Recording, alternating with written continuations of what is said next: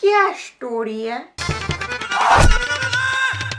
What's up guys, it's your girl Brown Girl Problems 1. When you're on YouTube, people naturally come to you for advice. I don't know why, I don't know what makes me more qualified than the next Bushra. I finally decided for you guys, I will be covering topics of your guys' choosing about my personal experience, what I feel about it, my opinion, stories, the whole lot. I asked you guys on Instagram what topic do you want me to cover this week. I literally underestimated how many people are taking the exams right now. Luckily for you guys, the one thing that I do have a lot of experience in is taking exams. Now I'm talking all the way from nursery to master's degree dissertation writing, and I've done everything in between. I've learned a heck of a lot, tips and tricks that I want to share with you guys, especially those of you that spend the last few months doing nothing and now are panicking. Do not worry, this is the right place for you to be right now. So without further ado, let's start this video. Boom. For me, school was always a struggle. Didn't even actually take my primary school stats because I was in Pakistan at the time, so I didn't even take them. But one thing I knew from a very young age was that I wanted to go to university, mainly because at that time not many girls in my area went to university. I wanted to be the first one in my Khandan to go to university.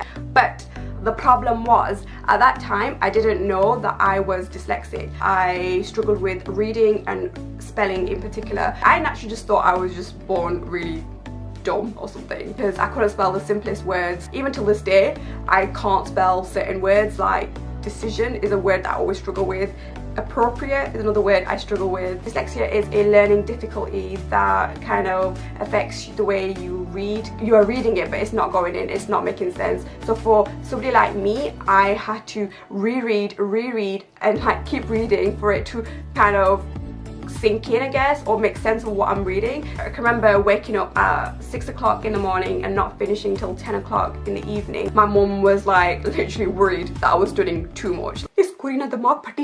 I used to take breaks in between. If I read this one page, I could treat myself and watch one episode of Pretty Little Liars or whatever. The one thing that I knew for sure, if I fail, I want to fail knowing that I gave it my 100% and I couldn't physically or mentally give anything more. Alhamdulillah, I ended up getting like 3 A stars, 2 A's, 7 B's, and I was like, bruh. That was genuinely the reward of hard work. If someone like me managed to do it, what is stopping you guys? And then I moved on to college and I took that work ethic with me because now I got a taste of getting the good results. I was like, okay, I can't let myself down. I put this added pressure on myself. None of my family members did, because my mum and dad, they literally were cool with me if I went to uni, if I didn't go to uni. There was literally zero pressure. I went to college and I studied law, psychology, accounting and a business, and alhamdulillah I got 3 A's and a B. Bear in mind I did 4 courses as opposed to 3, so naturally I was doing more exams than the average person. I ended up getting accepted into an incredibly amazing university. At the time it was the 6th best university of Sheffield.